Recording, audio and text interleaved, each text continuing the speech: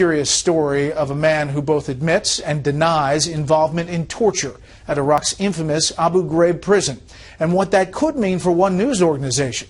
Fox News media analyst and host of Fox's Media Buzz, Howard Kurtz, has the specifics. When Senator Dianne Feinstein released a report accusing the CIA of torturing detainees, that jump-started a fierce debate over whether Americans had engaged in torture. And an Army veteran named Eric Fair declared in a New York Times op-ed piece, "I can't be forgiven for Abu Ghraib," that he thinks about this every day. Quote, "I was an interrogator at Abu Ghraib. I tortured. I still hear the sounds. I still see the men we call detainees."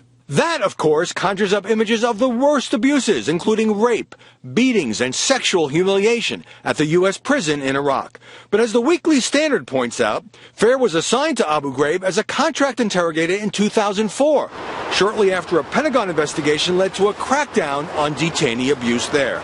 Fair's account has been less than consistent.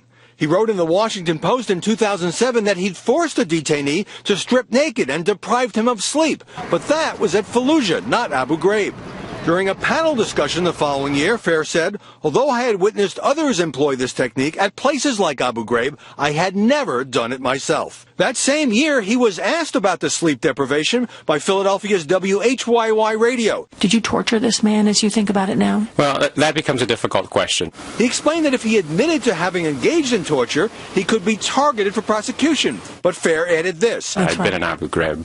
I had seen some of these things going on, had not participated. Fair could not be reached, but a New York Times spokeswoman says the paper checked his piece and stands by it. Quote, "He did not participate in or witness the torture depicted in the Abu Ghraib photos, but he used other techniques of the CIA's enhanced interrogation program on detainees during interrogations at Abu Ghraib."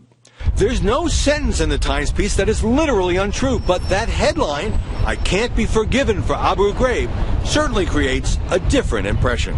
Eric Fair says that now he's the one who can't sleep, that he is haunted by what he and others did a decade ago. And in some ways, the country is still consumed by that debate. Brett? Howie, thanks.